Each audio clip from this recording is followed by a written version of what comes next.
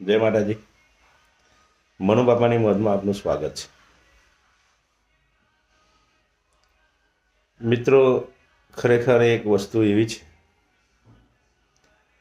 કે તમે વિચારો કે ભગવાન ક્યાં છે, તો તમને ભગવાન ચોક્કસ દેખાય. પણ એક કવિ કહી ગયા ને કે ભૂલ અને ભગવાન ક્યારે દેખાય? ભૂલ તમે સ્વીકારતા જો શીખી જાઓ તો તમને ભગવાન દેખાય. રાઈટ.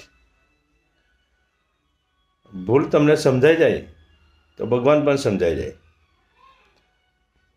પણ જ્યારે તમારી ભૂલ હોય અને તમે સ્વીકારવા માટે પણ તૈયાર ના હોય તો તમને ભગવાનના દર્શન ક્યારેય નહીં થાય. ચોક્કસ. હા, તમે તમારી જાતને ઈગો માનીને ભૂલને સ્વીકારવા માટે ના તૈયાર હોય ને તો ક્યારેય ભગવાનના દર્શન નહીં થાય.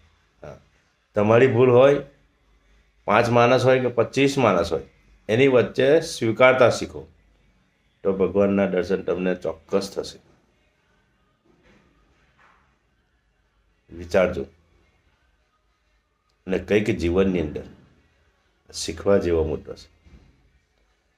એટલે જ મારે કહેવું કે ભૂલ સ્વીકારતા શીખો તો ભગવાન તમને જરૂર દેખાશે.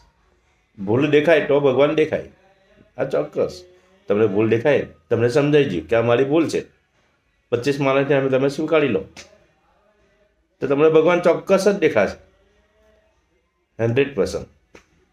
હા, ત્યાં પણ ઈગો હટ ના કરવો જોઈએ. ભૂલ ના સ્વીકારો. ઘણા સમાજની અંદર એને ખબર જ હોય કે મારી ભૂલ છે પણ સ્વીકારે નહીં, એટલે એમને ભગવાનનો સ્પર્શ ક્યારેય ના થાય. જય માતાજી.